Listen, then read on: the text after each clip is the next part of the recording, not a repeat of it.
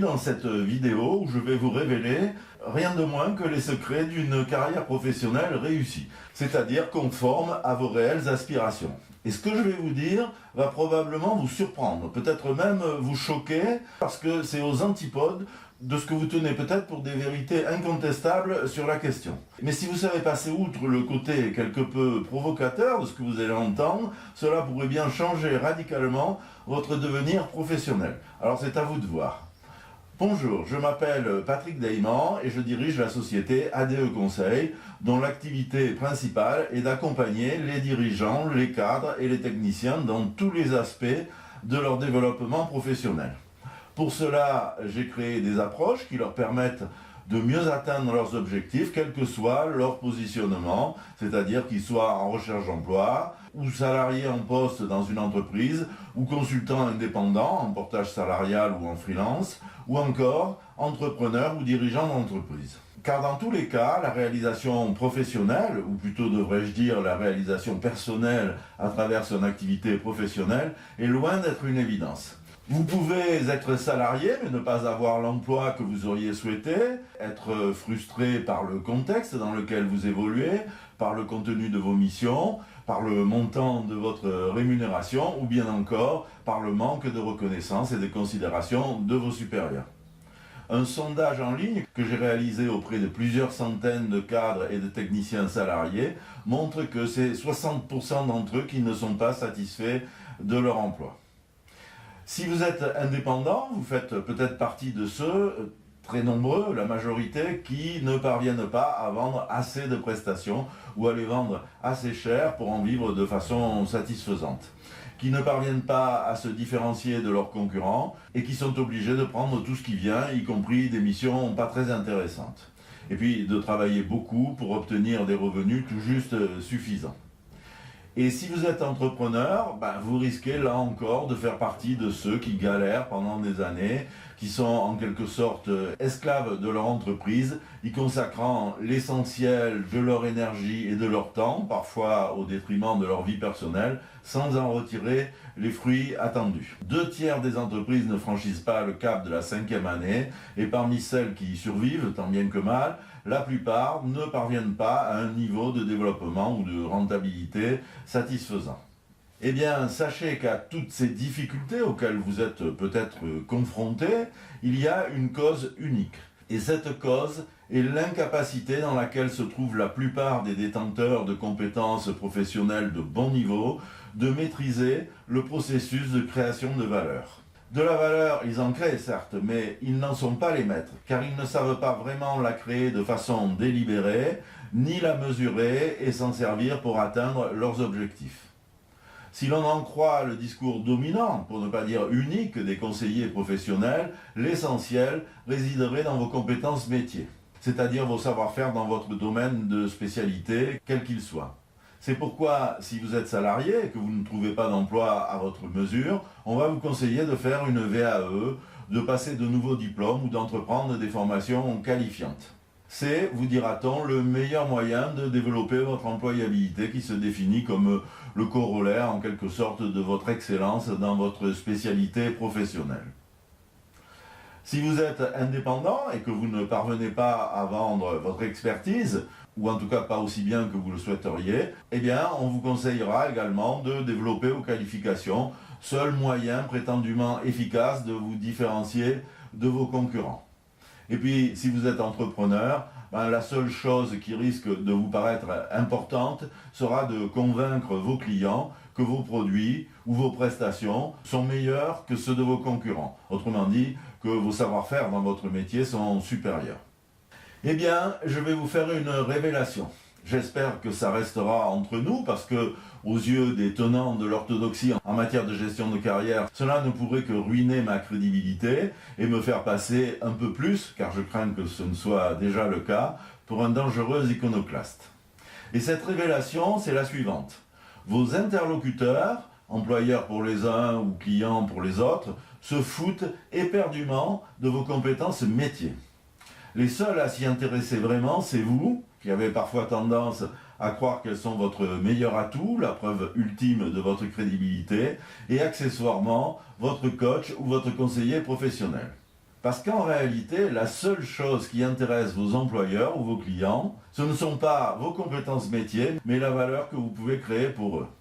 Et si vous ne devez retenir qu'une seule chose de ce que je vous dis aujourd'hui, c'est ça. Alors je sais ce que vous allez me dire, ce n'est pas ce que vous constatez dans votre vécu quotidien, parce que quand vous postulez à un emploi, les premières choses qu'on vous demande, ce sont vos diplômes, votre expérience, vos compétences professionnelles. Et puis si vous êtes indépendant ou entrepreneur, quand un client vous consulte pour la réalisation d'une mission ou d'un chantier, eh bien c'est à vos savoir-faire, à vos réalisations ou à vos références dans leur secteur d'activité qui s'intéressent en priorité, après le prix de votre prestation bien entendu.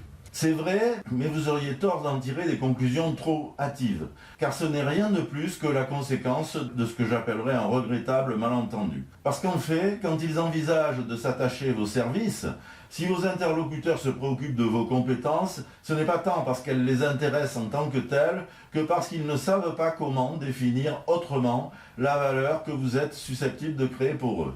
Dites-moi comment vous, si vous étiez employeur, vous feriez pour cerner la valeur que pourrait créer tel ou tel candidat si vous l'embauchiez.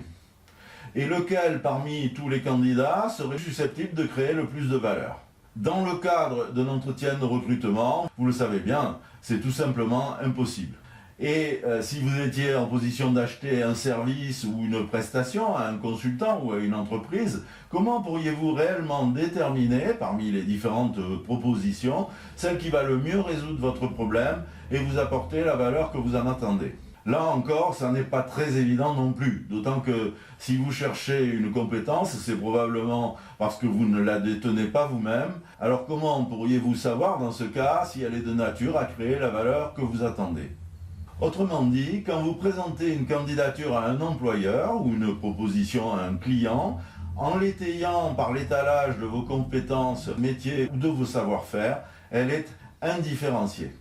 C'est-à-dire que votre interlocuteur ne sait pas vraiment anticiper la valeur qu'il va pouvoir en retirer, ni faire la différence avec celle que pourraient lui apporter les autres postulants. Et quand votre offre de collaboration est indifférenciée, cela a deux conséquences très ennuyeuses. La première, c'est que le décisionnaire choisit presque toujours la prestation la moins chère, puisque le seul facteur objectif de différenciation à ses yeux, c'est le prix. Et ça vous amène à brader vos compétences pour les vendre ou pour vous faire embaucher. Et puis surtout, pour se rassurer et éviter, croit-il, de commettre une erreur de casting, il s'attache aux seuls éléments objectifs dont il dispose, à savoir vos diplômes, vos compétences, votre expérience ou la connaissance que vous pouvez avoir de son secteur d'activité. Quand ce n'est pas votre âge ou votre signe astrologique pour les plus vétilleux d'entre eux. Et comme il craint par-dessus tout de se tromper et de ne pas obtenir la valeur attendue, il prend bien soin de définir a priori, en amont de son recrutement ou de son appel à proposition, le profil idéal du candidat ou du prestataire le plus susceptible à ses yeux de créer la valeur attendue. Et quand il a défini ce profil, il n'en démord plus. Sa quête n'est plus celle du meilleur candidat ou du meilleur prestataire possible, mais celle du profil qui s'approche le plus de celui qu'il a prédéfini. Ce qui est bien sûr particulièrement préjudiciable pour vous, si vous êtes senior, ou si vous êtes jeune diplômé sans expérience, ou si vous avez un profil dit atypique, voire même si vous souhaitez simplement vous reconvertir. Car dans ces différents cas, vous avez toutes les chances d'être hors profil. Parce que vous êtes trop âgé, parce que vous manquez d'expérience ou parce que vous ne connaissez pas le secteur d'activité de l'entreprise considérée. Et le fait que vous soyez néanmoins capable de créer la valeur attendue, peut-être mieux que n'importe qui d'autre, n'entre alors pas du tout en ligne de compte. En agissant de la sorte, c'est-à-dire en s'attachant à votre profil et plus particulièrement à vos compétences métiers, vos interlocuteurs commettent une erreur funeste. La même que vous d'ailleurs, si vous croyez que ces compétences métiers sont votre meilleur, voire votre seul atout, la preuve ultime de votre crédibilité. Ils croient à tort qu'il existe une corrélation étroite entre vos compétences métiers et la valeur que vous êtes susceptible de créer. Et donc, faute de pouvoir anticiper la valeur que vous pouvez créer, ils focalisent sur vos compétences qui sont, croit-il, les facteurs de cette création de valeur. Alors, je vous avais prévenu que j'allais tenir des propos déstabilisants. Eh bien, ce n'est pas fini. Car le second message important que j'ai à vous délivrer dans cette vidéo est le suivant. La croyance qu'il existe une forte corrélation entre vos compétences métiers et la valeur que vous pouvez créer ne correspond à aucune réalité. C'est un peu comme si on devait conclure que vous êtes un violoniste virtuose du simple fait que vous possédez un Stradivarius. En réalité, vos compétences métiers et tout ce qui va avec, vos expériences, vos références et les autres éléments de votre profil, ne sont que des moyens susceptibles de vous permettre de créer de la valeur. Mais ils ne garantissent nullement votre capacité à créer une valeur donnée dans un contexte donné. La création de valeur est un processus. Elle s'inscrit dans le cadre d'un projet spécifique, consistant par exemple à apporter une solution efficace à une problématique, ou plus généralement à améliorer les performances d'une entreprise, c'est-à-dire lui permettre de faire plus de chiffre d'affaires ou plus de profit. Et donc, pour créer de la valeur, il faut être capable, d'une part, d'identifier quelles valeurs vos compétences peuvent vous permettre de créer dans un contexte particulier, et d'autre part de construire le projet, c'est-à-dire les plans d'action qui vont permettre d'atteindre l'objectif de création de valeur, et ce, dans toutes les dimensions de ce projet, y compris celles qui sont extérieures à votre spécialité professionnelle. Parce que tout projet a des dimensions, certes techniques, mettons que ce soit celles que vous maîtrisiez, mais aussi des dimensions humaines, organisationnelles, financières, etc., qui, elles, ne sont peut-être pas toutes dans vos corps. Et puis enfin, la dernière condition pour que ça fonctionne, c'est qu'il faut que vous ayez aussi une réelle propension à vous positionner en force de proposition et à convaincre vos interlocuteurs de l'existence d'une opportunité de créer de la valeur et de l'intérêt pour eux de donner suite à vos propositions en la matière. Autrement dit, bien plus que vos compétences métiers, les deux facteurs clés de votre capacité à créer de la valeur sont d'une part, la proactivité, qu'on définira ici comme la propension à vous positionner en force de proposition et à identifier par vous-même des opportunités de créer de la valeur et puis à les transformer en projet. Bon, c'est une définition un peu réductrice de la proactivité, mais dont nous nous contenterons dans l'immédiat. Et puis le deuxième facteur clé, c'est qu'il vous faut détenir un certain nombre de compétences transverses, bien spécifiques, qui vous permettront d'identifier systématiquement des opportunités de créer de la valeur et de construire les projets d'exploitation de ces opportunités dans toutes leurs dimensions. J'insiste bien, dans toutes leurs dimensions. Par compétences transverses, j'entends ici des compétences extérieures à votre champ de spécialité professionnelle.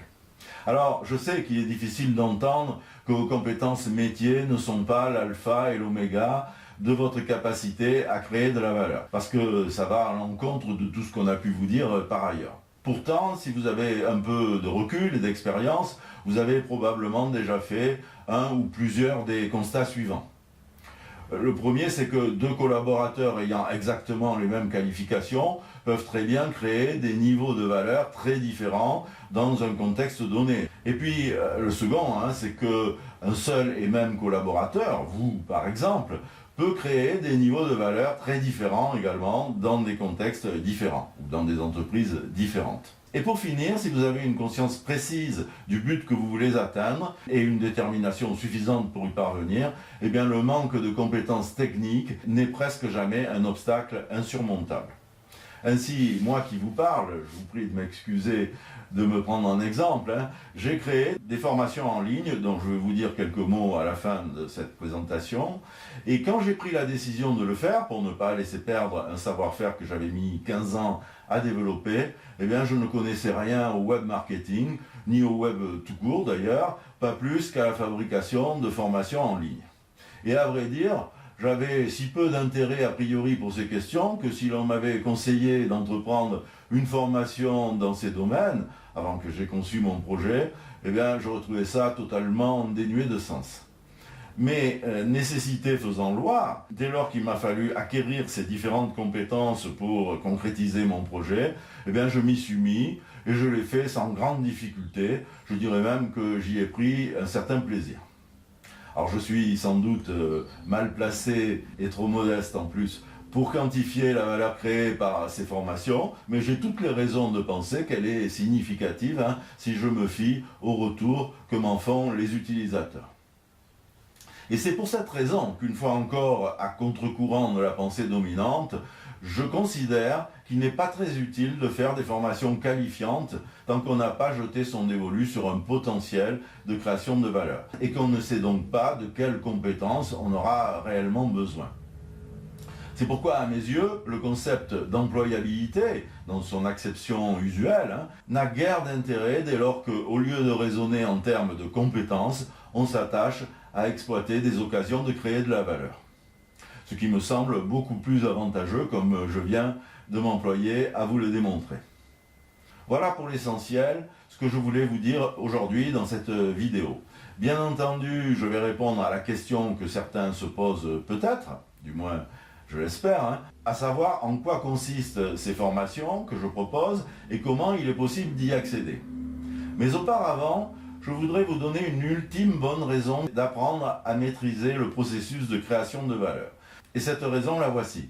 Si vous ne savez pas identifier et exploiter des potentiels de création de valeur de façon autonome, par vous-même, vous vous condamnez à dépendre entièrement de ceux qui le feront à votre place. C'est-à-dire vos employeurs ou vos clients qui auront défini avant de vous rencontrer à quoi pourraient leur servir vos compétences dans le cadre de leur projet. C'est d'ailleurs pour cette seule raison qu'ils vous recruteront ou qu'ils achèteront vos prestations. Et dans ce cas, ce sont eux qui seront les maîtres du jeu. Vous ne serez qu'un simple pion dans leur jeu, rien de plus qu'un moyen, probablement interchangeable à leurs yeux, qu'ils achèteront au prix le plus bas possible, et pour lequel ils auront la considération qu'on a généralement pour un collaborateur ou un prestataire lambda, un parmi tous ceux qui détiennent des compétences semblables aux vôtres. Dans ce cas, ne vous faites aucune illusion. Votre carrière professionnelle n'a que peu de chances d'être satisfaisante et ou épanouissante.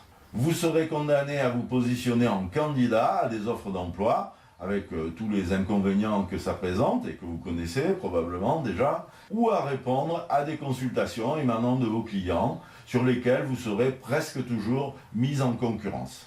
En revanche, si vous êtes capable d'identifier des opportunités inédites de créer de la valeur pour des employeurs ou pour des clients potentiels, de les convaincre de la réalité de ces potentiels et de leur faire des propositions crédibles en vue de les exploiter, vous aurez alors accès à ce que j'appelle le marché latent de l'emploi et de l'expertise. Alors qu'est-ce que c'est que ce marché latent ? Eh bien, tout d'abord, je précise qu'il n'a strictement rien à voir avec le marché caché. Il s'agit de toutes les opportunités de créer une valeur qui justifierait votre embauche ou l'achat de vos prestations par une entreprise, mais qui ne donne pas lieu à des demandes sous forme d'offres d'emploi ou de consultation, tout simplement parce que ces potentiels ne sont pas identifiés ou pas exploités, faute de temps ou de savoir comment s'y prendre, par les entreprises concernées. Et je vais sans doute vous surprendre, encore une fois, mais sur 100 potentiels existants, seuls 20 à 25 donnent lieu à l'expression de besoins de compétences sous la forme d'offres d'emploi ou d'appels à proposition.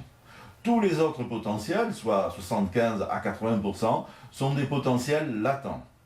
Alors je n'ai pas la possibilité de vous expliquer ici pourquoi il en est ainsi, ça nous mènerait beaucoup trop loin, mais vous pourrez le découvrir dans les ressources en ligne auxquelles je vous donnerai accès à l'issue de cette vidéo.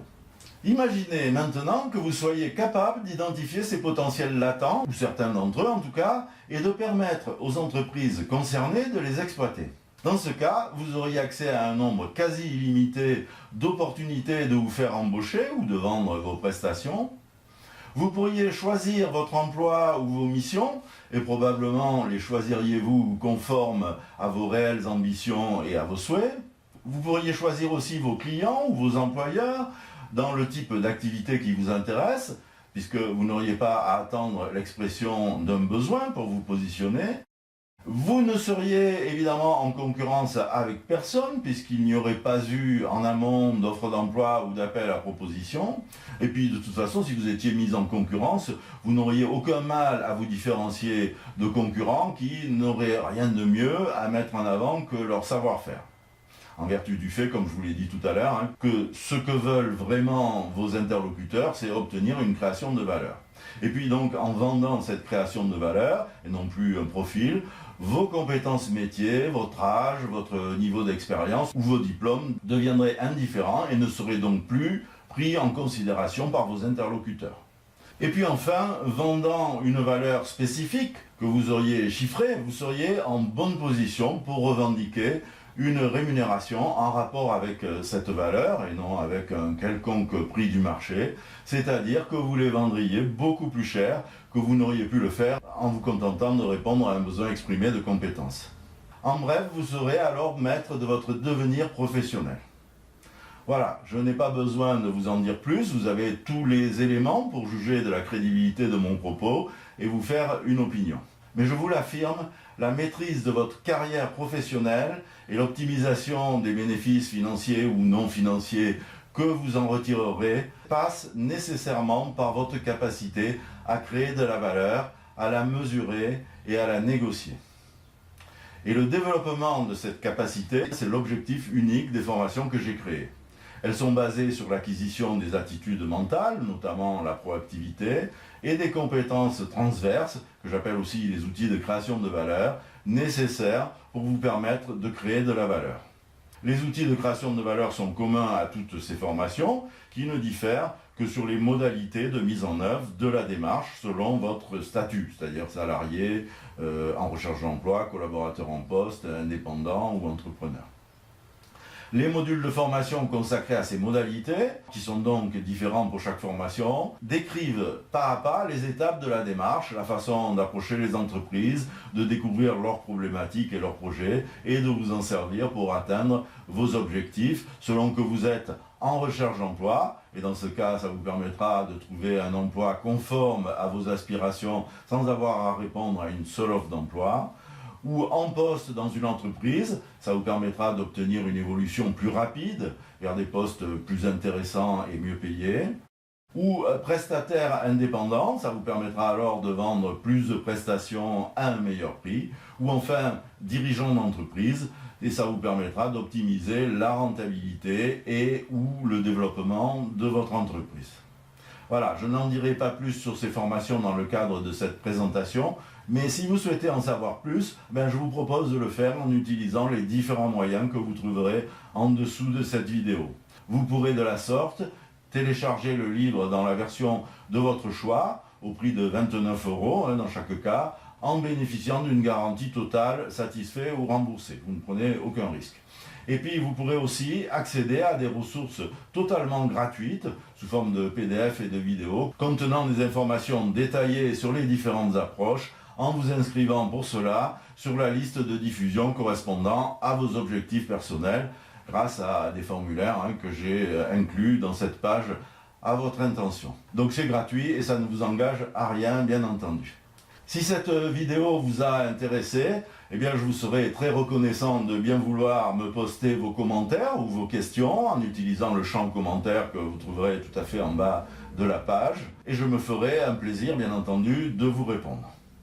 Voilà, il ne me reste plus qu'à vous remercier d'avoir suivi cette vidéo jusqu'au bout et à vous dire à très bientôt